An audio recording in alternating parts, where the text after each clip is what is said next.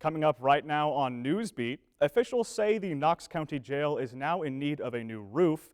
The new Good Samaritan Ambulance Services is still fine-tuning its procedures, and Knox County candidates will be featured in a forum this weekend.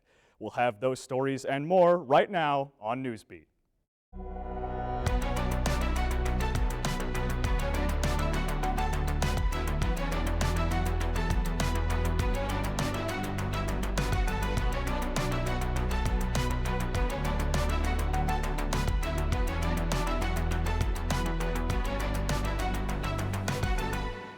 A new roof is needed at the Knox County Jail. Good evening, I'm Indigo Loving. And I'm Parker Green. The jail is currently undergoing an expansion project. However, the leaky roof was not part of the works, as leaks were not discovered until after the contracts were awarded.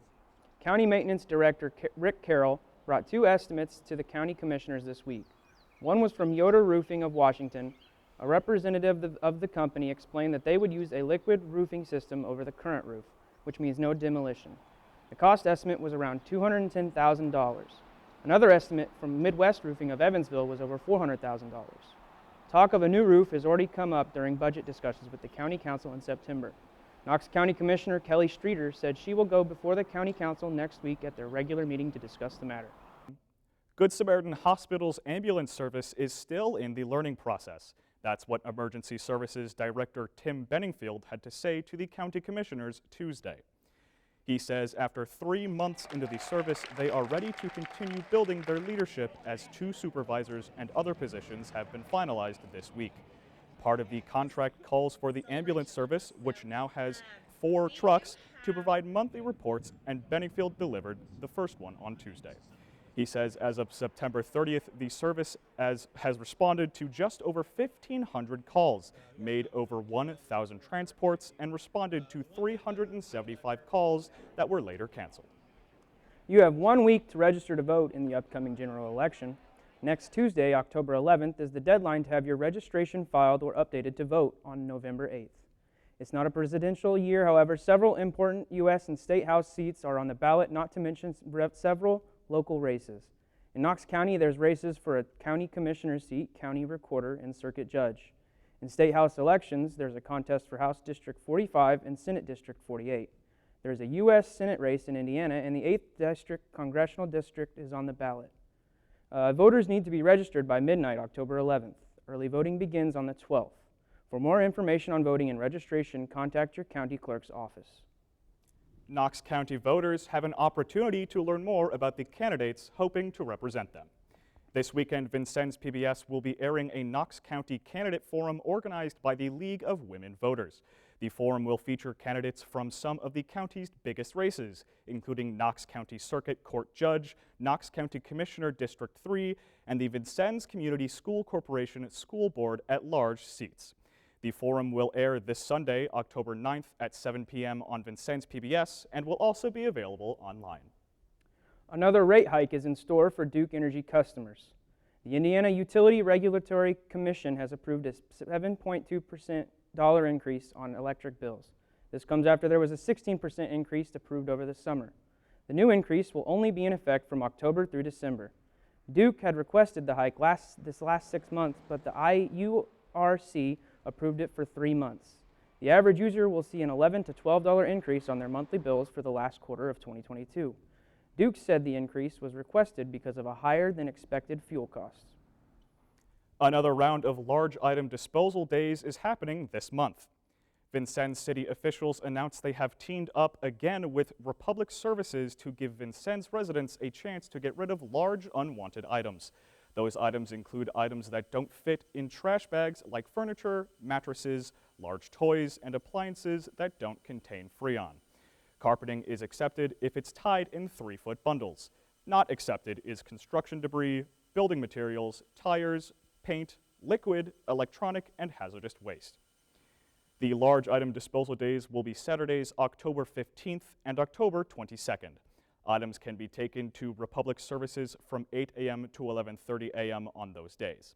A photo ID with an address is required for proof of residency in Vincennes. Dancing with the Vincent Stars will take center stage this weekend. The Samaritan Center is hosting the fundraiser Saturday night to collect money for the Wabash Valley Friendship Clubhouse. The clubhouse serves people diagnosed with a mental illness. It gives them a place to learn the life skills they need while being surrounded by a supportive community. To help the clubhouse, the Samaritan Center is hosting a dance competition featuring several Vincennes community members. After buying a ticket, audience members will vote on their favorite performers of the night. Organizer Cher Wehrman says the clubhouse serves an important need in the community. The members, seeing them grow as much as they have in this last year, because that's part of this whole clubhouse effect, giving them that confidence and strength, because we want to help them improve upon all of their life skills in any way we can so they can live as independently as possible and be successful. The event takes place this Saturday at 6 p.m. at the American Air Center in Lawrenceville. Individual tickets cost $75, which includes a meal. Attendance of the First City Music Festival last weekend exceeds expectations. The festival welcomed campers to the rendezvous grounds for the 4-day event. Officials say they had plenty of room for all of them, but had to do a little extra work by marking out more spaces on Friday night and Saturday morning. They also say ticket sales surpassed last year's sales. Plans are already underway for next year's event. Vincennes community members are preparing for an annual fall event. The Downtown Vincennes Association will host Autumn on Main this Friday. This year's event will feature live music, a variety of food vendors, and fun activities for families. Ellen Harper is one of the organizers for Autumn on Main. She says this year's event will expand upon a popular activity, Touch a Truck, which will be great for kids and families. Take, for instance, a fire truck, an ambulance, a police car. Sometimes they don't see those in a positive light.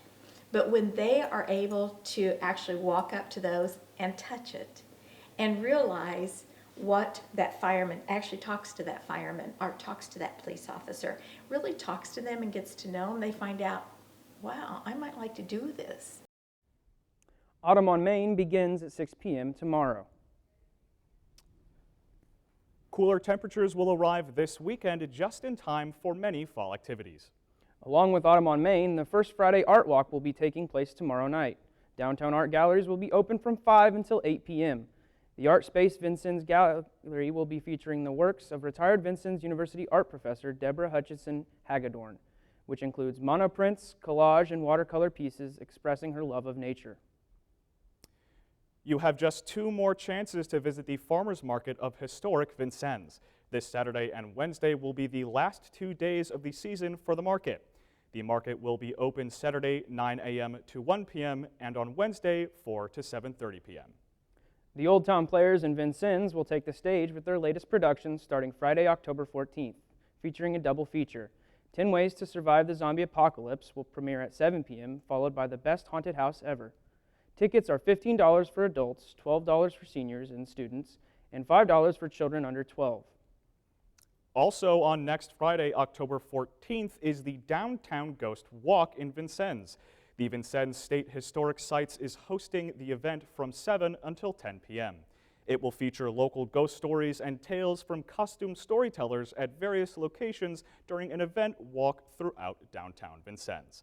The event starts at the Old State Bank on 2nd Street. Registration is required by 5 p.m. on October 14th.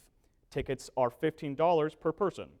You can call 812-882-7422 for more information.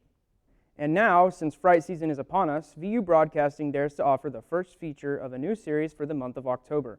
We're going to take a look at Haunted Legends, a spooky spotlight into the dark side of Knox County and the surrounding area. This week, Mal Chandler tells the story of Cannonball Bridge. Cannonball Bridge, also known as Purple Head Bridge, has a long history. Originally built in 1897 as a railroad bridge for a Big Four railroad, it is now a toll bridge for vehicles. However, it is also an attraction for many who have heard the legend of the floating Purple Head. Local rumors say if you stop on the bridge late at night, turn your car off, and honk your horn 3 times, a floating purple head will appear. Who does this floating head belong to? Some believe it belongs to a soul tortured in life as well as death, who tried to take his own life by hanging off the bridge. However, this went awry and he was decapitated, and his body never to be found. Others believe it is an unknown native shaman, said to have died in battle and was never given a proper burial. This was the case with many who died along the Wabash, according to Katie Beal from State's Historical Sites. European settlers were eager to find new land opening to the west. They encountered many Native American tribes, and so there were many battles and bloodshed on the banks of the Wabash. Many of them didn't have proper burials, so it was hard for them to be able to lay at rest. Some believe it is the spirit of J.B. Halter, a priest from St. Francisville who was riding the train back from Vincennes when he suddenly fell off, left to suffer until help came the next day. Either way, many, like Katie, believe the bridge is haunted. I do know that it is haunted, or something spooky is happening out there. That's all for this haunted legend. Join us next time for the story of 100 Step Cemetery. For VU Broadcasting, I've been Mal Chandler. That's all for this edition of Newsbeat. For everyone here at Vincennes University Broadcasting, I'm Indigo Loving. And I'm Parker Green. A brand new sports buzz is coming right up. Due to Vincennes University's fall break, we'll see you again on October 20th.